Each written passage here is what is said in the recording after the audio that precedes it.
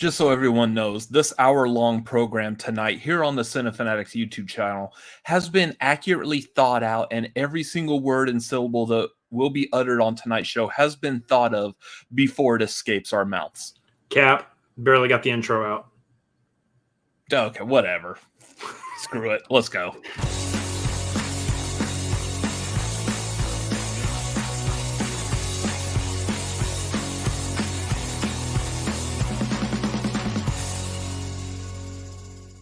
What is going on, everyone? We are the Cinefanatics. My name is Robert Adams. I'm Chris Adams. And this is the Tagline, the show where the tagline is the title. Welcome, everyone. It's Wednesday night. It's time to talk about some movie news. A lot of fun things going on. Our review of Teenage Mutant Ninja Turtles Mutant Mayhem is just now live, as we're live as well. So make sure you go watch that later on. I love how you take like the authoritative slurp out of that too, like the world's best boss. Yeah. Repping that the office every time we begin a live stream, I see. I may have made my business website live today. Yeah, that too. So all kinds of things are going live today. Congratulations.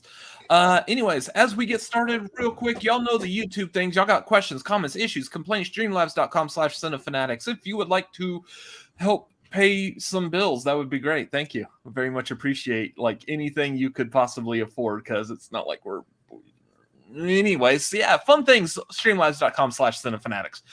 Also patreon.com/cinefanatics. If you feel like we are worthy of your support and you have the means, please hop on our Patreon. There's only 2 tiers. It's real easy. $1 gets you Discord access. $5 gets you $5 gets them what? What does $5 get them? Never mind. Excuse me? It gives you Discord access, plus you also have access to us for the monthly movie watch-alongs and the movie trivia hangouts. And apparently other things that I didn't consent to. And nothing else. That's all you get at that $5 tier. You get no more and no less. You get exactly those things.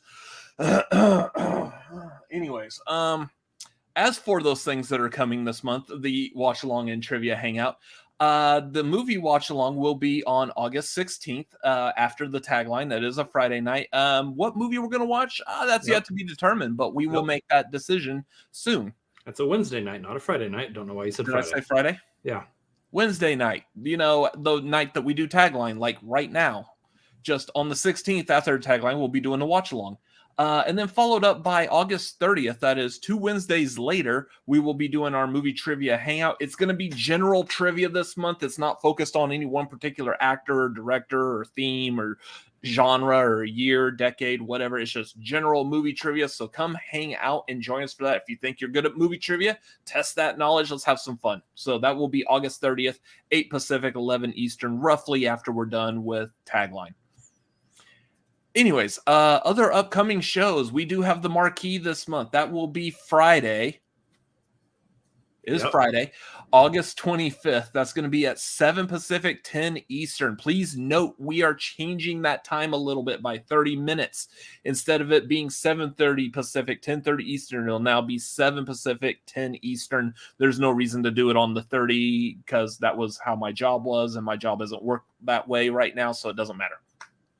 So, yes, keep an eye out for that. If you are a part of our Patreon as of right now, I just dropped the list of movies that we are tier ranking on that marquee on the Discord. So even if you're at the $1 Patreon tier, you can see that right now live on our Discord in the marquee channel. So go look at that, watch those movies, and come join us at the end of this month for that. I believe it's just going to be the 2 of us, which means you, the viewer, also gets a chance to vote on those movies as well. And let me make a note on that real quick. The one for this month, because it's my birthday month, I get older this month apparently, is my picks. And this is not actually my there's 15 movies in this list. It's not my 15 favorite movies of all time. You'll notice La La Land is actually missing from this list. That's because these are not my top 15 favorite movies.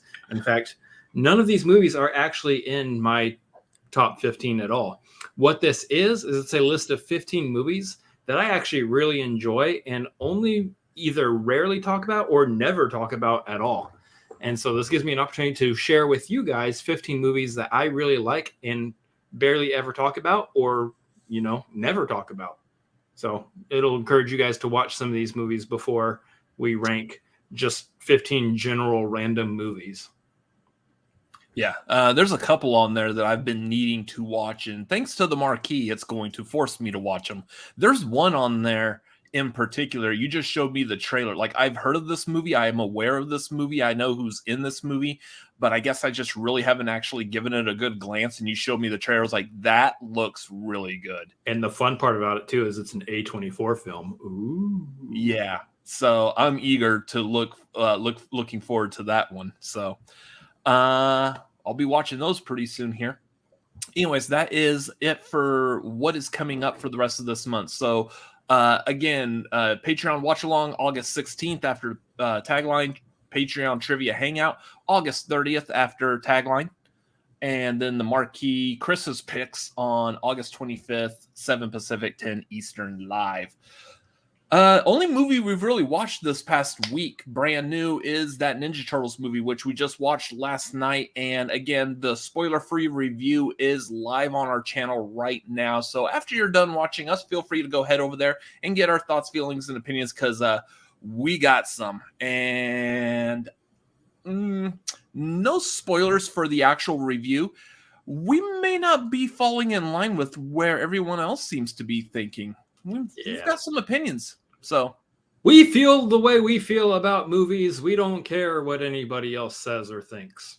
Yeah, I'm not here to validate your feelings. I'm here to tell you mine.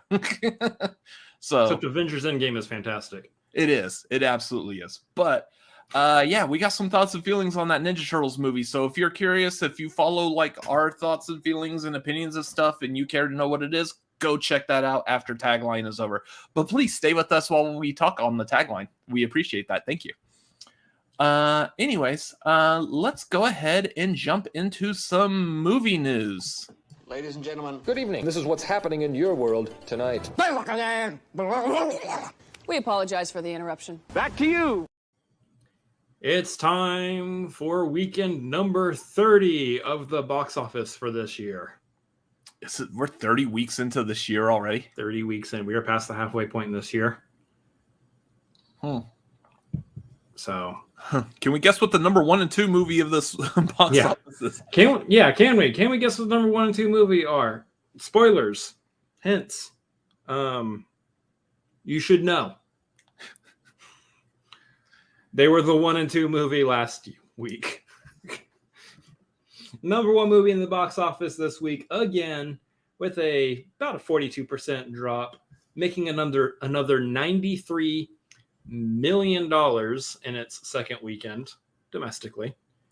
It's Barbie. I was going to do the theme, but it wasn't coming out right. I cannot process music from the brain out the mouth in a way that's presentable. No, as long as you can process words from the brain out the mouth and make it presentable. That's the key thing here. We'll talk about that in a minute. Don't worry about it. I'm capable of doing that. So side note real quick, because we got obviously the Barbie Oppenheimer thing is a big deal. Let's take a look at the current worldwide gross. Its current worldwide total is about $811 million. So it'll hit 1 billion this weekend. Yeah, maybe it'll hit it this weekend. If not, it'll definitely for sure hit it by next weekend. Yeah, I saw a bunch of websites all saying that Barbie is going to hit 1 billion worldwide this weekend. So I guess it's still doing like sold out showings throughout the entire week. So yeah, in that regard, it probably will hit 1 billion this weekend. Because it's gonna be making probably another 85 million, I would say, this weekend. Just a minor drop off, I would assume, from this last weekend. So that movie's going to have some legs, and they're going to be long and tall, and probably wear high heels on the end. And they're going to be made of plastic. And they'll be made of plastic. But yeah, that movie is going to have some legs. It's gonna stand for a while. Yeah. Next, number 2, we've got Oppenheimer, which also is going to have some legs. Probably not as big of legs as Barbie's got. There's all of a sudden I don't feel good about the phrasing of all of this, but whatever. Cillian Murphy has a nice pair of gams. I mean, I'm just saying. Look out. Anyway, that made another $46.7 million this last weekend. She's got legs. She knows how. Okay, never mind. Perfect. Thanks, Lego. Worldwide on Oppenheimer right now is $419.4 million. So it's nearing the half a billion mark. Gosh, I wonder if that one's actually going to hit $1 billion. I don't know. I think this thing will top out probably around the 800 million mark, which is still phenomenal, but I do know there's a lot of people out there still that have not been able to go see Oppenheimer. And again, we've talked about this before. Problem with Oppenheimer is this a very long movie. Yeah. And when you get longer movies like that compared to Barbie, which is almost about half the runtime of Oppenheimer, it's easier to get twice as many showings of Barbie in theaters than it is Oppenheimer. So if you have the opportunity to see Oppenheimer, you need to take it. Otherwise, that opportunity is going to be gone. Yeah, especially because that one is still doing some sold out shows as well. And there's, like you said, there's just not as many shows during the day because it's a 3-hour long movie. Giving an extra 20 minutes for previews and all that, depending on where you're seeing it, apparently. You're looking at like almost a nearly 3.5 hour visit to the theater there, and that's it's hard to fit a lot of 3.5 hour blocks into the period of time that movie theaters are open. That's like maybe you can max out at 3 showings. That's what we were talking about when we got the tickets for Barbenheimer originally. The theater that we go to only had one showing for Oppenheimer because I guess it was planning on a lot more people coming in to see Barbie, so it allocated a lot more screens and seats to Barbie. And then seeing how much Oppenheimer or the Barbenheimer double feature was taking off, maybe it's because of people like us that bought tickets that they could effectively they could see that we bought tickets to both Barbie and Oppenheimer on the same day. They may have been looking at ticket sales like that and realizing that, hey, this is a cultural phenomenon thing. Let's open up some more screens like later on. Let's have it available for most people to go see Barbie earlier in the day. Let's open up some screens for Oppenheimer later on in the evening because they added like another 2 showings after our showing. Yeah. So that's weird too because our showing for Oppenheimer was like at 7. So it's weird that they added 2 more showings. I guess they had multiple screens so they could operate them simultaneously, but I think there was like one at 9:30, and then there was like another one like in the 10 o'clock hour, which going to see Oppenheimer at 10 o'clock at night, I'm a night owl. I'm usually up till like 4 o'clock in the morning anyways. I don't want to go see Oppenheimer at 10 o'clock at night. In the movie I'm not theater. into going to movies anymore and getting out at 2 a.m. Unless it's like a very specific kind of midnight screening. Like if we were to someday do like a Rocky Horror Picture Show type midnight screening, that's a little bit different because there's an intentional reason why it's at that time. It's for fun. Yeah. But seeing something like Oppenheimer, like I watched when Interstellar came out, I watched Interstellar in the theater at 10 o'clock. That also is nearly a 3-hour movie. That did affect my opinion of Interstellar the first time I watched it. When I was able to watch it later, I was able to fully appreciate it more. But the first time I watched it, that late at night, listen, I don't really think that movie is entirely slow, but that late at night it is. Yeah. Legos, so they're talking in the chat about Haunted Mansion. And Legos I haven't gotten there yet. Well, Lego's asking a good question about it, saying the Haunted Mansion was fun, but how do movies make money on streaming? Signups. So best thing I could probably give as an example, like a good clear-cut example, is how many people signed up for HBO Max, its name at that time, when it was first announced, and it was announced with also giving us the Zack Snyder's Justice League. Mm-hmm. And I know they can correlate that with how many new subscribers they got, and then how many of those subscribers specifically also watched Zack Snyder's Justice League. So they can track numbers like that on the back end. They are watching everything that you do on those. So you think you're being sneaky watching like that weird, like erotic action movie that's on some streams. Oh no, they see you watching that. So That's on a different Max. That's not. Oh yeah. Well, that Max doesn't exist anymore. Oh, They took away the Cinemax, the Max Go. Yeah. whoops. Anyway, yeah. So Haunted Mansion. That's your number 3 in the box office. Because that one just opened this week, and again, what are we? We're 2 weeks. We're 2 weeks into Barbie and Oppenheimer. Right. That's true. I was starting to think that we were 3 weeks in. I was like, who is opening a movie right after Barbie and Oppenheimer? It's dumb. Yeah. But it's the same line of reasoning I was thinking in terms of why would you open Mission Impossible right before Barbie and Oppenheimer? But we already talked about that last week and why you would do that instead of after. Haunted Mansion in this case, though, it's not 100% the same demographic as the other two movies. There might be like some crossover, carryover between Barbie and Haunted Mansion. Just the more family aspect of it all. But Haunted Mansion itself, not doing so hot. The movie made about $24 million in its opening weekend, which is, not where Disney wants it. And you begin to wonder at some point if that movie would have gotten more people into it if your stars were out doing fun BuzzFeed quizzes or interviews on late night shows or something like that. Yeah. Because, if you had Rosario Dawson, Owen Wilson, Lakeith Stanfield making the rounds on late night shows, maybe more people would have been intrigued based on the stories that those actors were sharing, that they would actually want to go see the movie.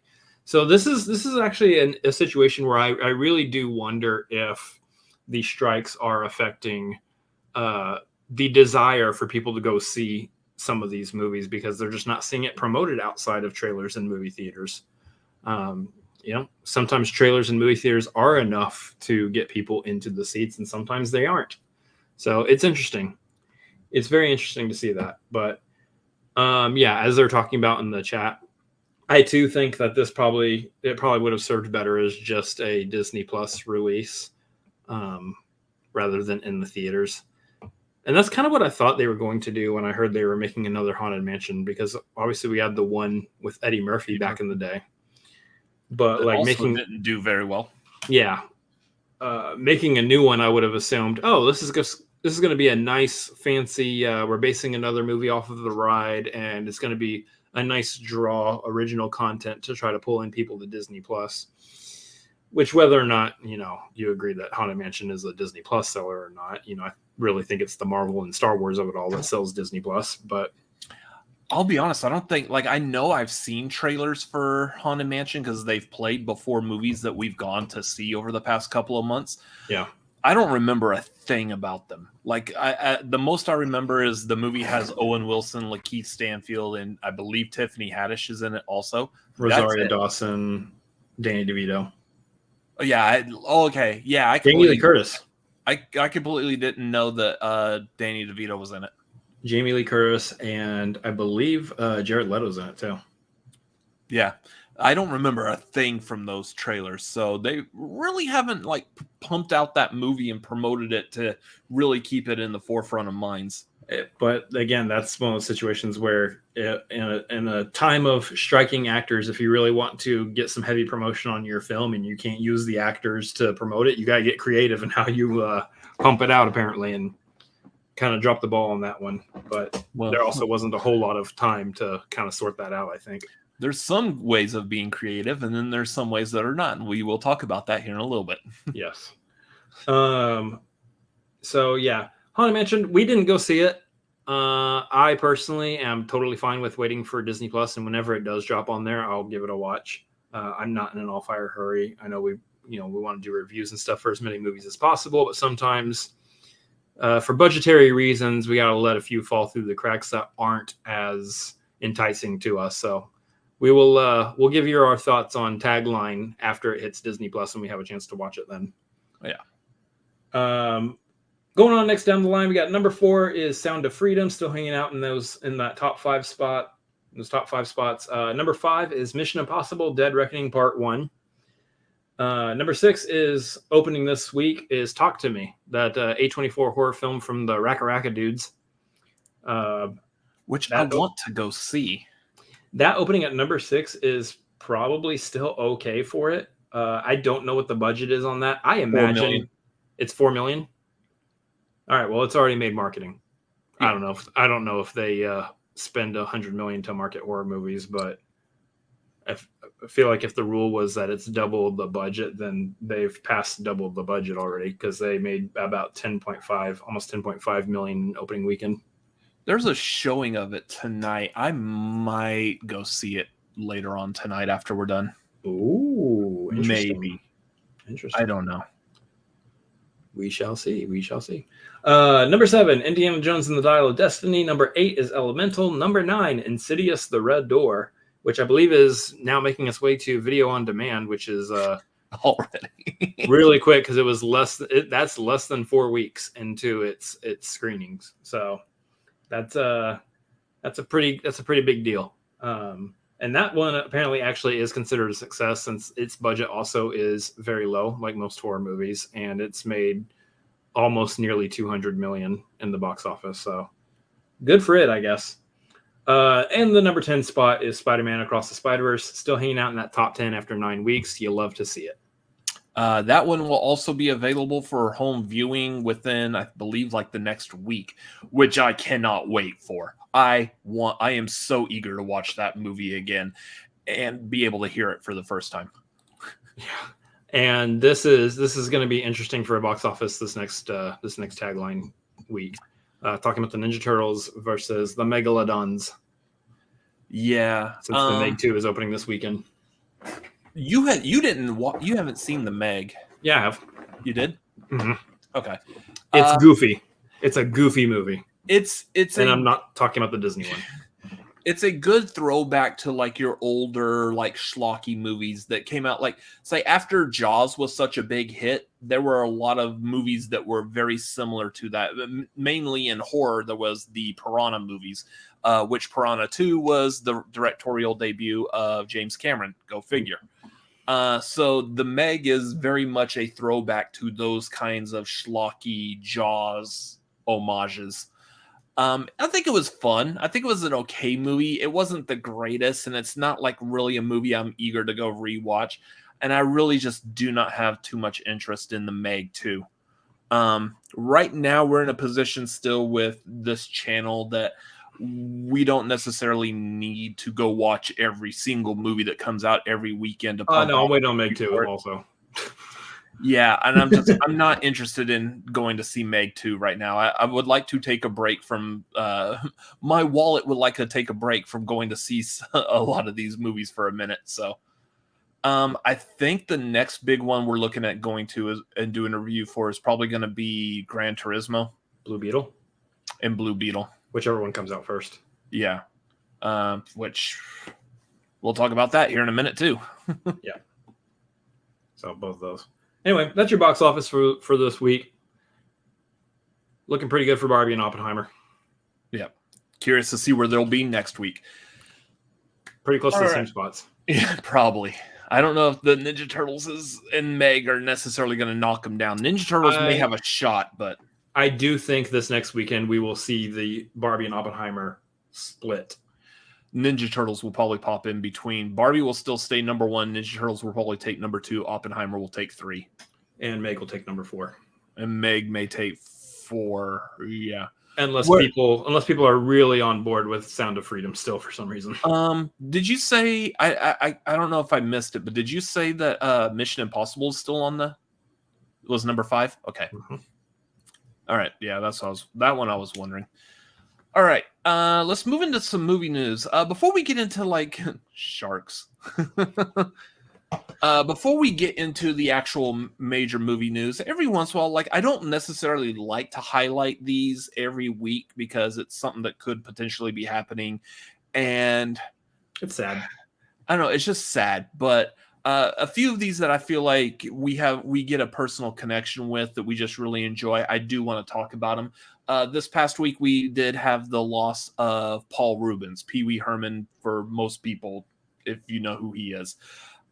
He is someone who I grew up with as a kid. Watching Pee Wee's Playhouse was a part of my Saturday morning mainstays. It was usually towards the end of the Saturday morning cartoon block. So, but it was a lot of fun and a lot of stuff that I still quote to this day. I mean, the other day we were making a joke about this will be the word of the day, so scream every time someone says this word. I forgot what word it was. It was probably something inappropriate, but I mean, that's funny. And that's a part of something that Pee Wee's Playhouse left me with that I still reference every day in my life. Was it like Jambi the genie, Mecha like a high, Mecha hiney ho? He said hiney. Is like stuff like that is stuff that I constantly am referring to. My best Pee Wee Herman impression has always been the Catotot, la la la. Like I've always just done that. And also at the same time, Pee Wee's Big Adventure was probably like the first movie that actually scared me. Because tell him Large Marge sent you. Yeah, and it's a lot of fun to watch now. But outside of Pee Wee Herman, he's been pretty influential on a lot of other things. One of my favorite movies growing up as a kid was Flight of the Navigator. He was the voice of the ship, even though I think he was credited as like Paul Mall or something like that. And then other movies he's done, obviously there's I forgot the name of his character, but he was in the Buffy the Vampire Slayer, the movie, not the TV show. He was like the main henchman. It's been like decades since I've seen Buffy the Vampire Slayer, so I might need to watch that again. And then also his character as the Spleen in Mystery Men. While I'm not a big fan of like fart jokes in movies, I liked him as the Spleen. I thought that was a really good character for him. So we're also watching an episode of Star Wars Rebels the other night, and he happened to last night, and he had a voice role. He happened to have a voice role in that episode, so that's kind of interesting. Yeah, I think it was like episode 3 of Rebels. He's a random droid. Random droid.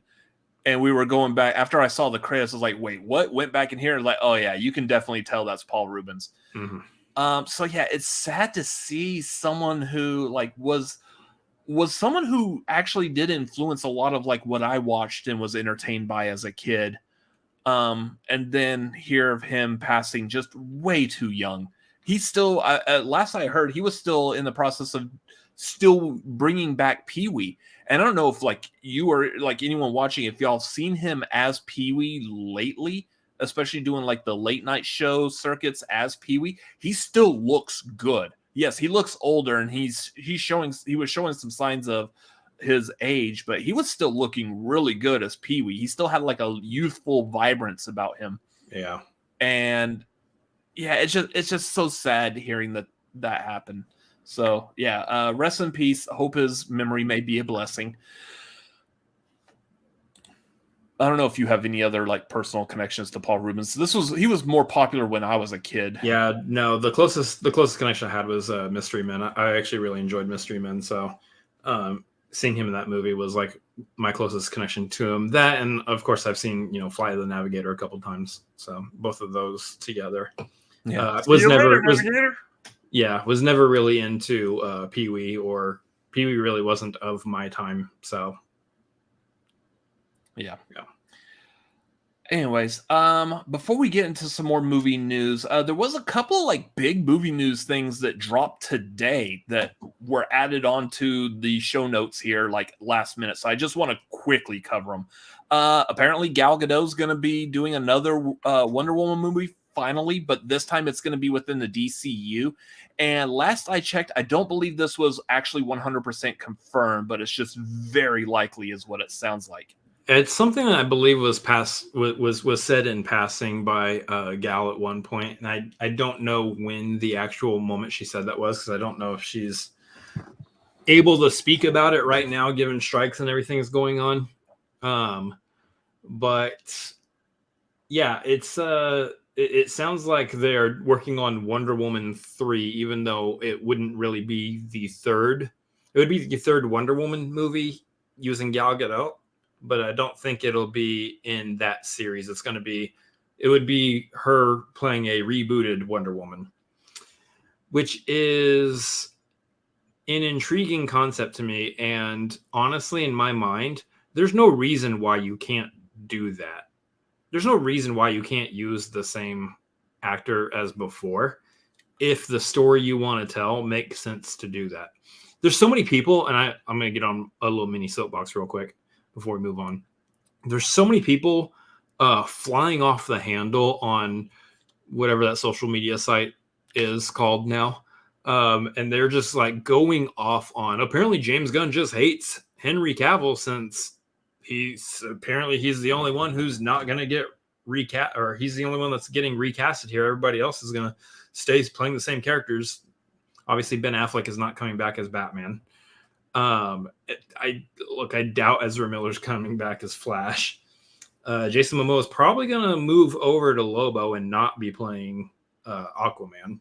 So there's all that. But yeah, no, sure, Henry Cavill is going to be the only one recasted. No, I think people need to calm down because they're not hearing the nuance to it all, which is James Gunn wanted to tell a story about a younger Superman. It has nothing to do with Henry Cavill. It has everything to do with we just need someone younger to portray Superman here. So there's a lot of people thinking that James Gunn just hates Henry Cavill when there's potential here that Gal is not getting recasted.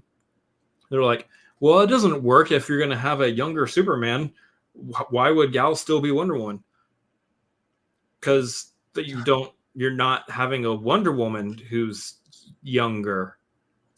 You're having a Wonder Woman who's the same age range as Gal, or in Wonder Woman's terms.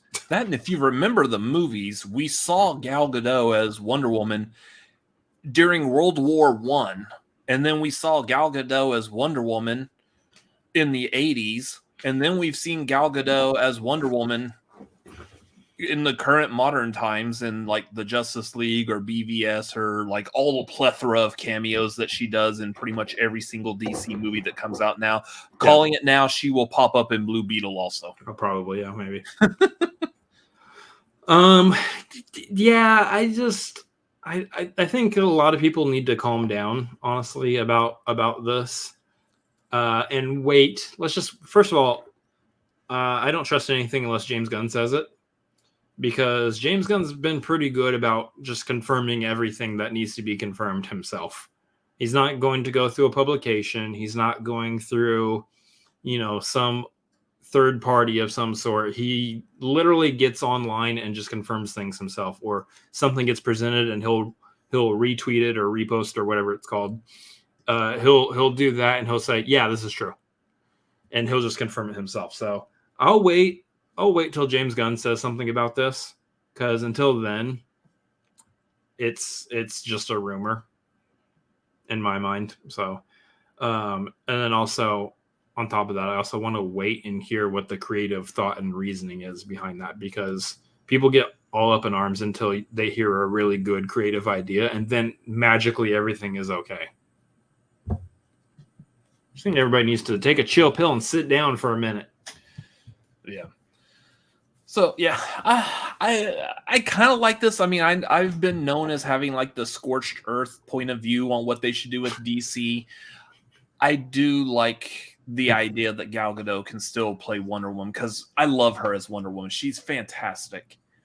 That, and I still would eventually like to buy the Wonder Woman Hot Toys figure and have it on display, and it works a lot better for my collection if she's still Wonder Woman. So the thing is, this also works under the scorched earth idea too, because this would be a new canon to Wonder Woman, and with multiverses being the hot thing out there, obviously the DCEU as it was would be Elseworlds compared to the DCU, which is going to be our mainline canon going forward. Well, I like the fact they could possibly just do a completely different Wonder Woman. It's still Gal Gadot, but it's not the same Wonder Woman. Like, make this one a lot more warrior instinct. That's also going to be up to how Gal portrays it still. Yeah. Anyways, so that could be interesting. The other big movie news that was announced today is Christopher Landon taking over directorial duties on the Scream series. For those of you who don't know, like my brother, Me. Christopher Landon he's the son of Michael Landon, who starred in the Highway to Heaven TV series back in the 80s. So Christopher Landon is a filmmaker who's been very popular with horror movies lately. He did one of the Paranormal Activity, I believe I think it's like the fourth one that's like the marked ones or something, I think was the subtitle. He also did the 2 Happy Death Day movies and that Freaky movie that came out like 2 years ago or whatever during the pandemic. The Happy Death Day movies are pretty interesting. They're not the greatest, but I mean, they definitely have a good idea, good story to them. So I like that. I liked his take on Freaky. There was like a few things I didn't like about it, but overall, I think it was a good idea making a horror slasher out of the Freaky Friday idea with the body swapping idea. So like I'm game for him being a director of the Scream series. My only real downside to it is the ones who have been directing it lately, directing Scream 5 and Scream 6, is a filmmaking collective known as Radio Silence. They did that Ready or Not, which was really good. And I'm blanking on, like, I think didn't they do like a couple of the VHS movies as well? Let me look this up real quick. Yeah, I don't have any input here. Yeah. I mean, that's their main ones that they were known for. Yeah, they did Radio Silence. They did VHS. They did a couple of the VHSs, and they've also are looking at directing a remake of Escape from New York. So Lego's losing in the chat. What? Happy Death Day and Freaky are some of the best modern horror films. What am I hearing? I like them. Freaky was a good horror movie. Happy Death Day is more of just a comedy thriller sci-fi thing, with a little bit of like a slasher element to it. But yeah, I was liking Radio Silence doing the Scream films. I think they were paying homage to it very well, like everything that Wes Craven originally set up, while adding their own spin, their own flavor to it. And like this last one, Scream 6, was really good. So I was really hoping to see them continue doing it, but I guess they want to move forward with Escape from New York, which will probably also be really good. So anyways, moving on to other major movie news. So this next one is something that popped up over this past week, and it's really, I don't know how to feel about this. So Gran Turismo was pushed back 2 weeks, and basically what's coming from the studio, which I believe that's Sony. Yeah, since it's a PlayStation game, it would make sense that would be Sony. Yep. Sony is saying, well, because all the actors and everyone we would be using to promote this movie are on strike, we're going to push it back. I guess they're going to do like a bunch of like preview screenings for the general public, and then have the general public be the ones who promote this movie. And I'm like, I get that that's the way this works anyways. People go see a movie and then they tell other people their opinions about it. Some people, like us, will put our opinions in a video and put it up on YouTube, or we'll talk about it on Twitter or Letterboxd or something. That's fine. I get that. That's the way that this world works. What I don't like is the studio saying, hey, we can't promote this movie because we're not paying these people over here and they don't want to do any work while we're not paying them or whatever. So we're going to have you do it.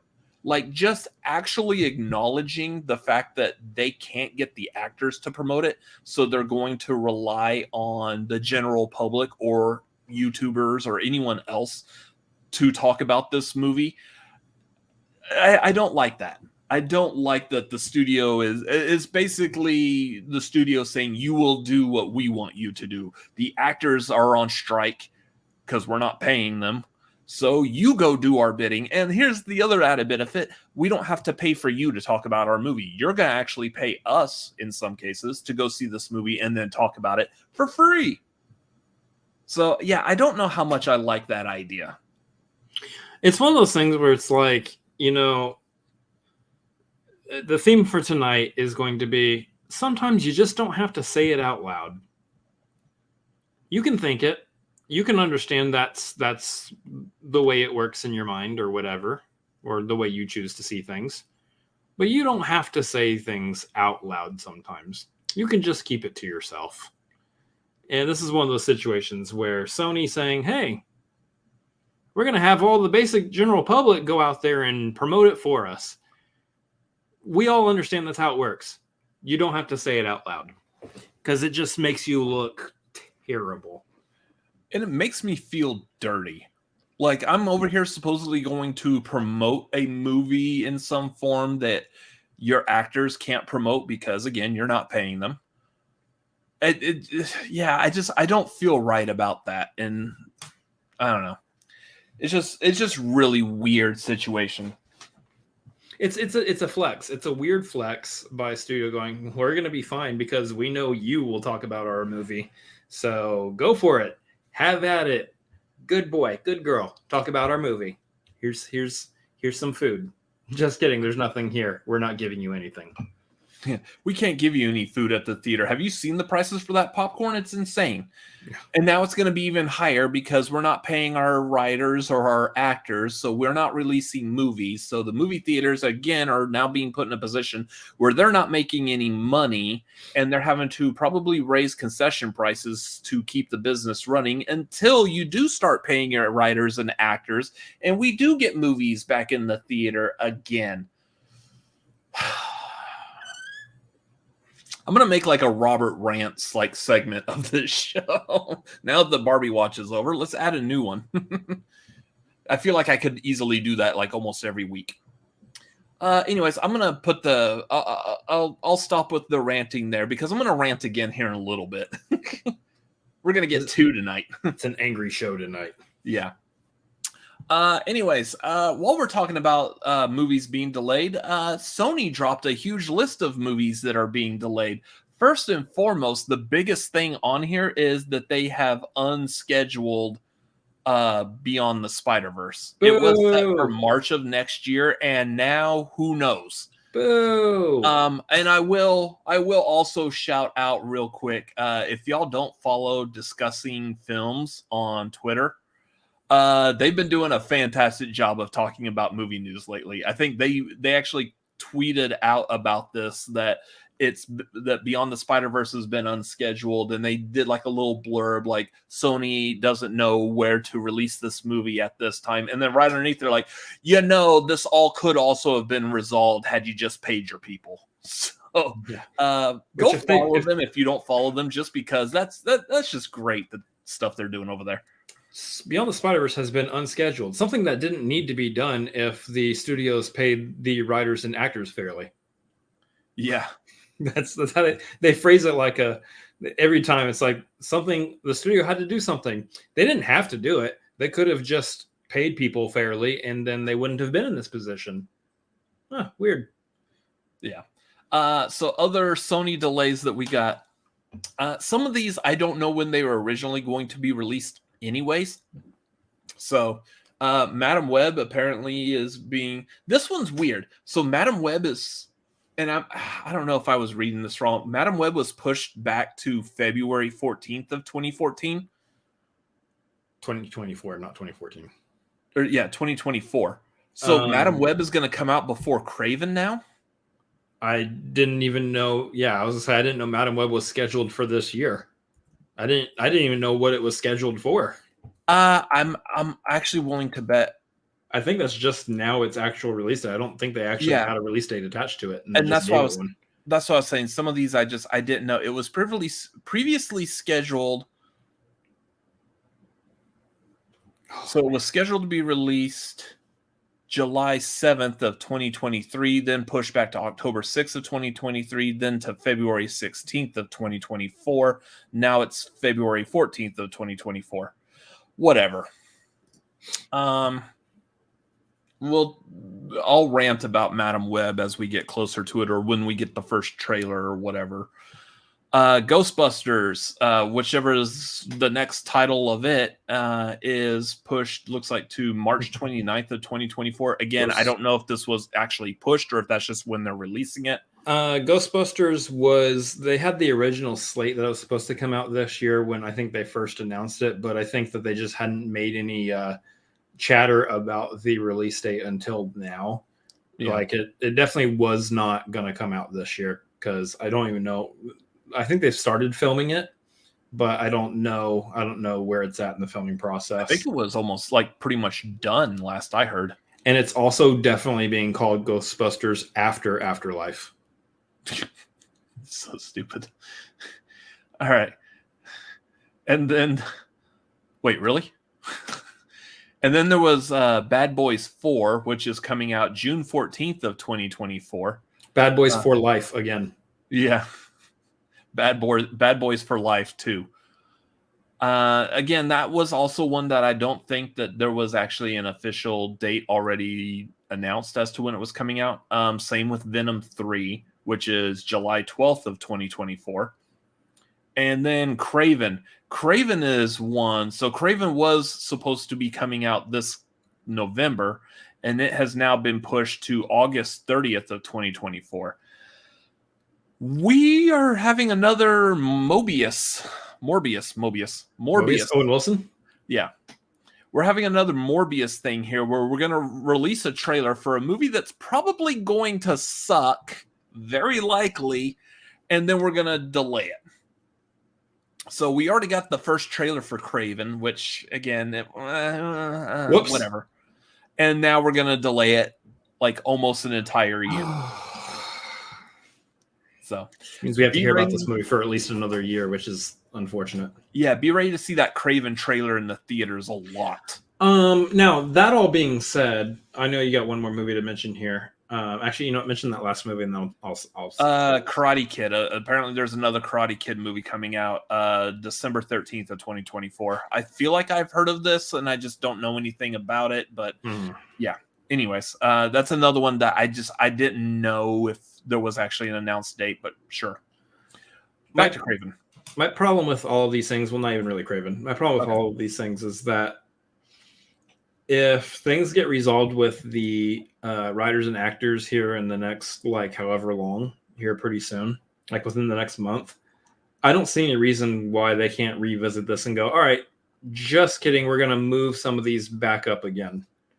I could also see the reason why they're doing this is to spread them out, because they're not filming things right now, and they do need to pick that back up depending on when the strikes get resolved, potentially later this year. And so that could cause a hiccup or, a delay in some things. But I still could see a world where, like, Craven doesn't necessarily stay at that release date. If things get resolved here, within the next month, maybe Craven moves up still. You might actually at that point switch Craven with some of these other movies that still have to do some more filming. Like, where's Venom 3? I didn't even know that one was beginning production. I can't imagine that if they've started filming, they've gotten too far into filming on that. So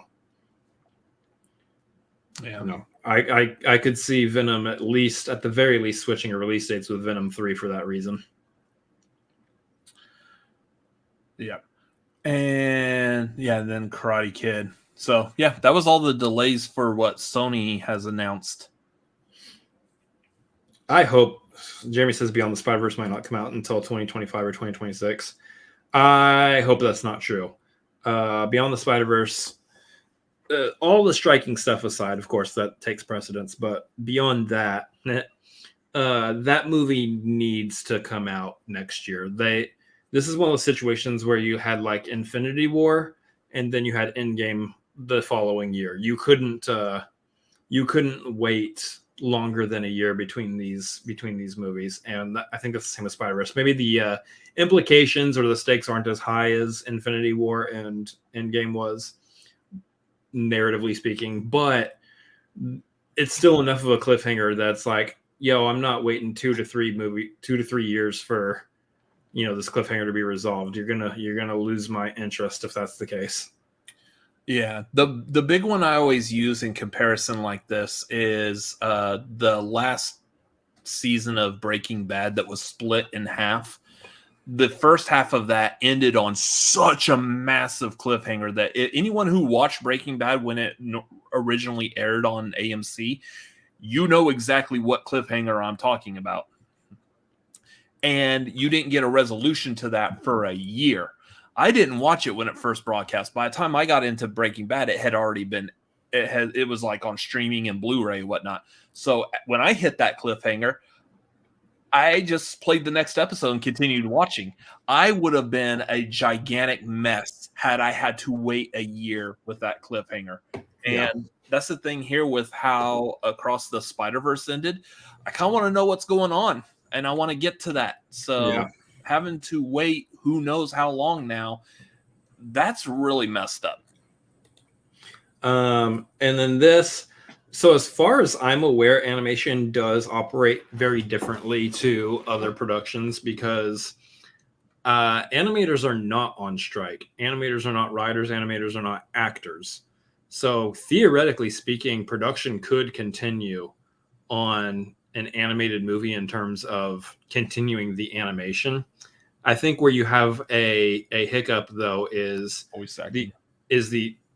beyond that is the same line of reasoning where people were saying that Deadpool 3 was going to be in trouble because Ryan Reynolds was not allowed to improvise due to the writing side of things. He was not allowed to improvise on set. In this situation, you might need to make addendums to the film in writing and be able to turn that around very quickly to your animators so that they can get those scenes animated correctly. That might be the only place that really, I think, holds up the production of Beyond the Spider-Verse animation wise would be if they need to write in some changes and they can't because the things haven't been resolved with the writers yet. Otherwise, voice acting can all wait. You don't have to get people right into the voice booth to do it. So that might be a reason why they're delaying it, but also like I feel like production could or should be able to still be able to work on that. Writers for animation isn't through WGA. The contracts are different. So, okay. All right. So just generally speaking, if you're writing an animated movie, then it's a different contract than if you're writing a regular production. So in which case, I don't know if production really gets held up on Beyond the Spider-Verse outside of bringing in your actors to do the voices. But then at the same time, no matter what, you're still supporting the industry that supports the movie studios. So while it may fall under a different kind of procedure, I know general public may look at working on that as like a form of scabbing potentially. I think that can get messy. In that regard, I think you have to stand by you just don't worry about it. It's different. Flat out, it's different. Whether the general public feels it's not or not is irrelevant. It is different. It operates differently. And so therefore, if according to WGA and SAG, these movies can still continue on, then they should be able to continue on. Unless the animators are striking, unless writers for animation are striking as well, I think you just, whatever public opinion is, doesn't matter. You just continue on the way you go on. Yeah. Anyways, so moving on to like more of like the main topic of this, the updates to the strike. Was it yesterday or the day before? Yesterday. The greatest star to ever grace the CW, Mr. Stephen Amell, decided in his infinite wisdom while he was at a panel, I don't know if it was like a Comic-Con or some other convention. It's like GalaxyCon or something like that. He decided to weigh in with his opinions without the aid of a publicist nearby, apparently. He decided to weigh in on his opinions with this whole strike thing, and it's not something that you would want to say at all in public, out loud, out of your head hole. Like, just okay, so he said that he he understands like why they're striking, I guess, but he doesn't support striking as a way of helping things. I stand by my union, but I don't support the choices they made to go on strike. What? Which leads, like, the number one question that this leads into is like, cool. So you don't think striking is helping? What do you suggest, Arrow? Like, the side part of this real quick. I want to touch upon this because this was the first thing that came to my mind is like, who cares what some random dude whose biggest, most popular thing is a CW DC comic show? While granted, yes, the Arrowverse is extremely popular and probably some of the best, most well-reviewed comic book TV shows ever made. I never got into the Arrowverse, and it's still, no matter what, it's still a DC made-for-TV show on the CW, which... I mean, I was a big fan of Smallville, so I mean, but Smallville definitely had a lot of flaws, and I'm pretty certain this does as well. But I mean, other than that, what's his other biggest like thing he's done? Casey Jones in that Ninja Turtles movie, and he's got that show out right now, Heels, which I believe was like a wrestling, based on like a wrestling type situation. I don't know how I've really looked into it, but the fact of the matter is that he's being a heel in real life. Nice turn of phrase. Basically, the point I'm trying to make is you're not Tom Cruise or Brad Pitt or someone that can actually throw around your opinion. Like Tom Cruise could probably give his opinions on stuff. Notice that he doesn't, for the most part. He just the reason for that. If he does give an opinion, it's usually something positive and supportive. Like I like movies and I like popcorn and stuff like that. There's a reason you don't hear, and I know like throughout since these strikes have started, why have we not heard like the A-list actors being supportive? They're supportive, but they're also not in the same, like, I guess, realm as a lot of these other actors. No. Because like, say Tom Cruise probably getting paid like $50 million a movie. Well, so what we've heard is that most of these A-list actors, a lot of them, there's reports out there, they're actually donating like millions of dollars to the relief fund for everybody who's on strike. So, you know, they're the kind where they have their money. They could go, most of those actors could go an entire year without working on a project and be perfectly fine. Like Tom Cruise could stop working in movies altogether and be set comfortably for the rest of his life easily. Yeah. But yeah, so again, that's why I'm bringing up like Stephen Amell is not a big enough name to be spouting off at the mouth all willy-nilly.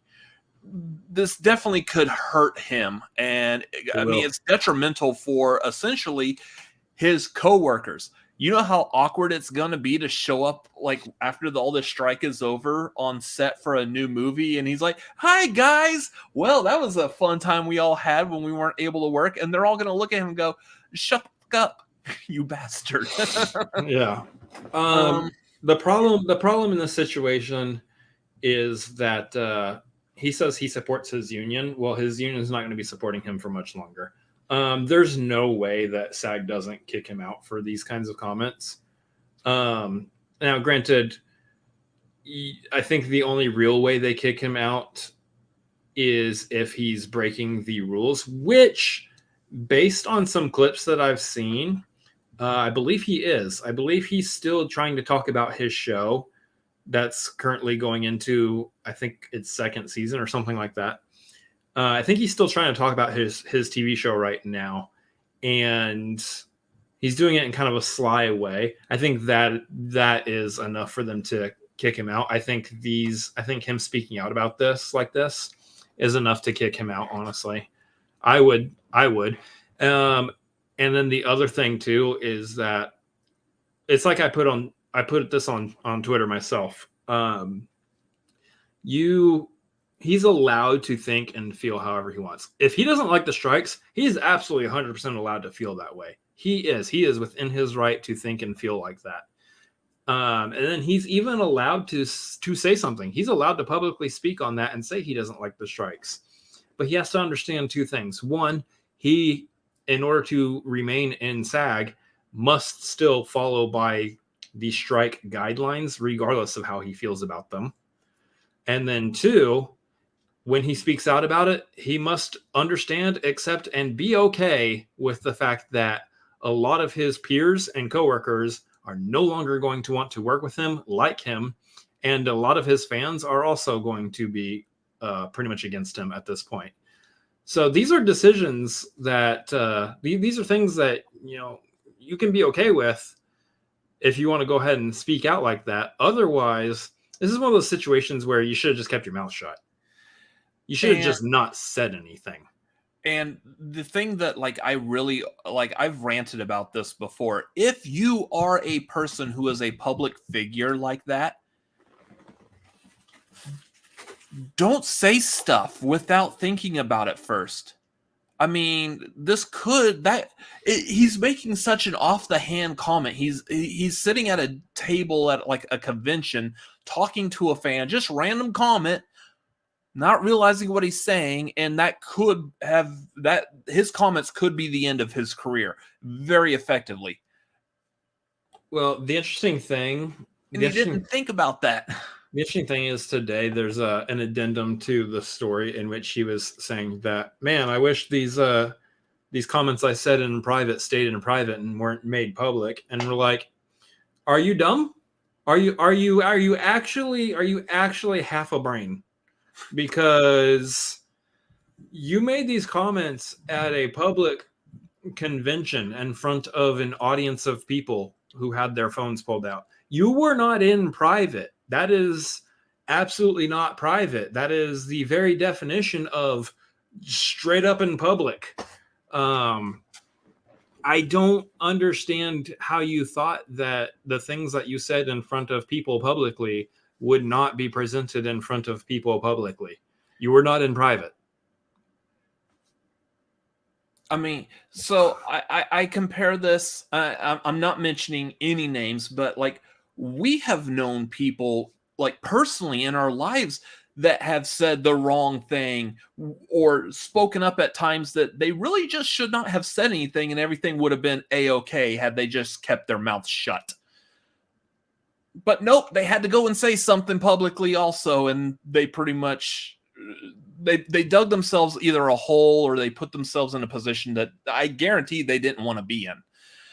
So, yeah, if you are in a position like that, if you are a public person, think before you speak, especially if you are a person that is in the public eye. Especially if you're just a random who's it on the street that no one knows your name unless you actually walk up to them and introduce yourself, and then they will probably forget your name in the next 5 minutes after you walk away. Sure, I guess knock yourself out. Say whatever you want to say. But if you're someone that people are having to look up to, whether you're a popular, famous person, you're Stephen Amell was a superhero. Guaranteed there are kids that looked up to Green Arrow and Oliver Queen because of his TV show, because of him, and they think of him as a role model because of that character. And now he's out here just running out the mouth. Granted, he's probably not saying a lot of things that kids are actually going to understand that are why it's stupid for him to do that. But it's ruining a public persona that people may have of you. Just be better. I mean, even if you're not a public person, yes, if you are that random who's it, like I said, just be a better, decent person. Think before you speak. My other issue with him saying something at this time is that the strikes are going on. If you have something against strikes, it's best to say it before or after the strike, not during, because what that's doing is during the strike is, one, it's showing you're actually not showing support for the people who are on strike, even though you say words like "I stand by my union." You really don't. Your actions based on what you're saying don't show that you're standing by your union. On top of that, it is it's in your best interest to not give the descending counterparty, the studios in this case, I'm just throwing out words, the studios in this case, it's better to not give them a foothold to grasp onto. While Stephen Amell is not Tom Cruise, he is still a known actor. And so being a known actor and publicly saying something like, I don't think strikes are good. I don't think strikes are effective, is giving people in the boardrooms, the executives at studios, it could give them a foothold to be like, well, see, now you've got people on your side of the line that aren't on board with your viewpoint. So we're going to go ahead and delay any conversations with you because clearly not everybody on your side actually agrees with what's going on. Therefore, maybe the points you're bringing up aren't really points at all. It's maybe I'm like overblowing that point a little bit, but I think it still stands that during the time of a strike, if you are a part of SAG and if you don't agree with the strike, you keep your mouth shut and you can talk about it after the strike is over if you want to, and with conversation with your PR team first. Yes. Because this is the other point, and Lego brings this up. Not liking the strike is fine. People don't like striking. Yes, it's more about the reasons he expanded upon for not liking the strike.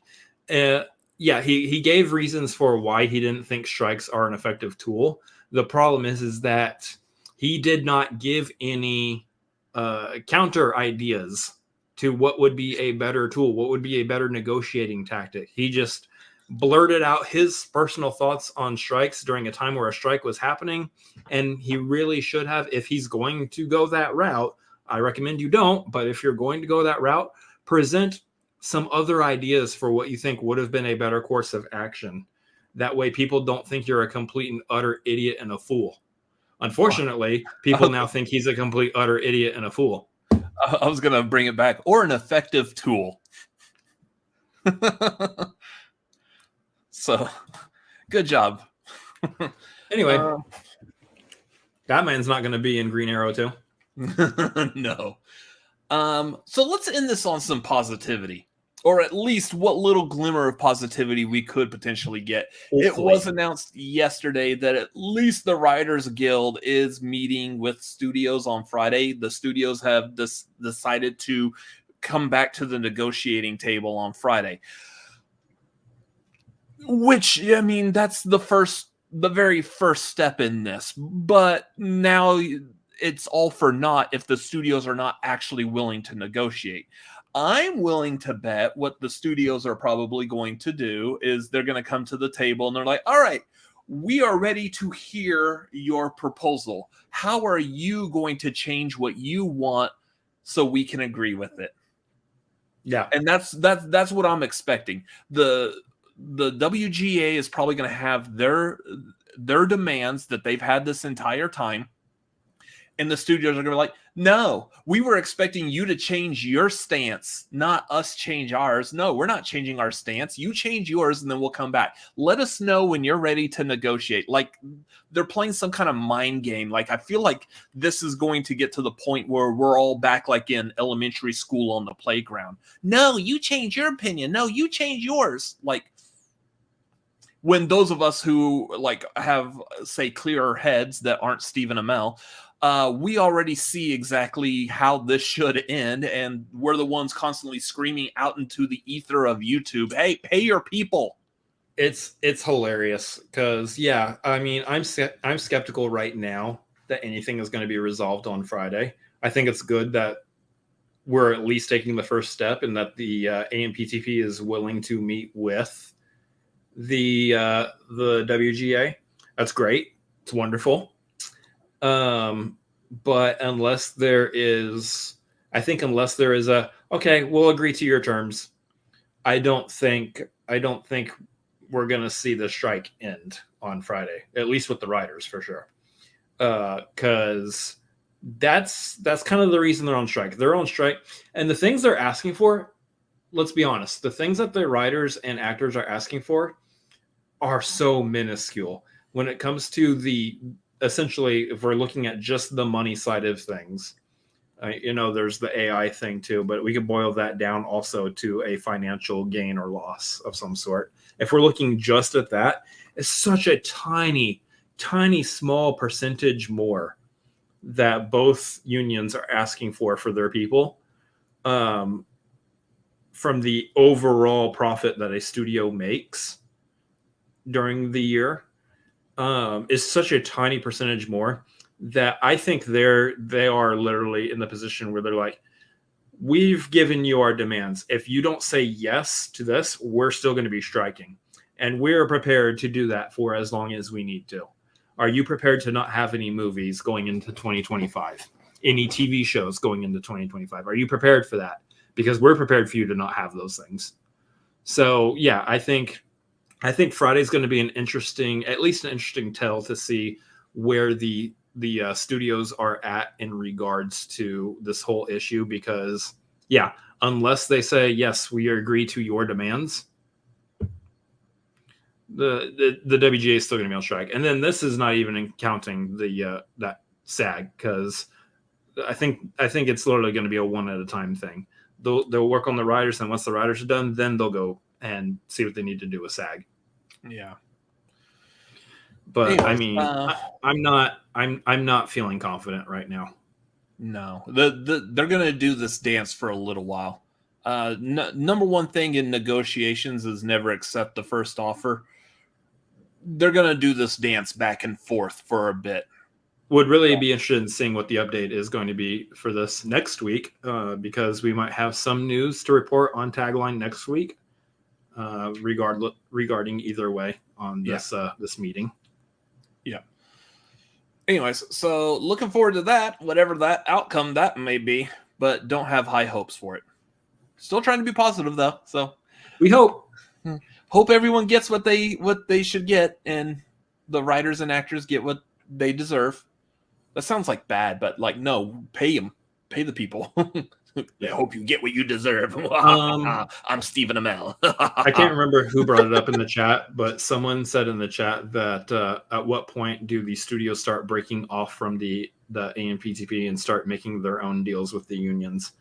And I wonder, like, there's a legality to things, and I wonder how much of that falls under like legal stuff, and then how much of that is well, we don't need to be part of the AMPTP anymore. But at the same time, there's a reason that organization exists to begin with, and it's to kind of keep everybody on the same page and in line. But at the same time, if it's out here, if it's like it's Netflix is like, nope, we are not going to agree to the AI thing. And all the other studios are like, we are really ready to go back to the negotiating table and give them everything they want. We are Disney, Sony, Paramount, Universal. Everyone's ready to go back to the table. And Netflix is like, no, we want AI. We want AI Netflix, stuff. get your shit together. And so Netflix is the only one. At what point do the other studios go, all right, Netflix, sit down and shut up. This is what's happening. Yeah. We'll see. Anyways, that is going to do it for the Tagline tonight. A lot of movie news. So we'll see what next week has for us. Again, so stuff coming up for us to talk about. If you are part of the Patreon, patreon.com/cinefanatics. Hop on. If you're at the $1 tier, you can join us on our Discord. If you're at the $5 tier, you'll get to join us for movie watch-alongs and the movie trivia hangouts for this month. Watch-along is going to be August 16th after the Tagline, roughly 8 Pacific, 11 Eastern. The trivia hangout will be August 30th after the Tagline, roughly 8 Pacific, 11 Eastern. And then also coming up, we have the Marquee, which is going to be, since it's Chris's birthday month, it's going to be Chris's picks of movies. That list, if you are a part of our Patreon right now, that list is currently up on our Discord. So if you want to go see what that list is, go watch those movies before August 25th. And then come join us live so you're able to vote and rank them as well in the chat. Hop on our Patreon and go look them at the Discord and rank them and watch them, and then join us on the 25th for the Marquee. I feel like that was pretty self-explanatory. But anyways, that is the Marquee. Chris's picks, August 25th at 7 Pacific, 10 Eastern. Also, again, we just dropped our spoiler-free review for Teenage Mutant Ninja Turtles Mutant Mayhem. That is live on our channel right now. So after we're done with this, go over and watch that, because it's live and we haven't been able to promote it yet. It just went live right before we went live, so go figure.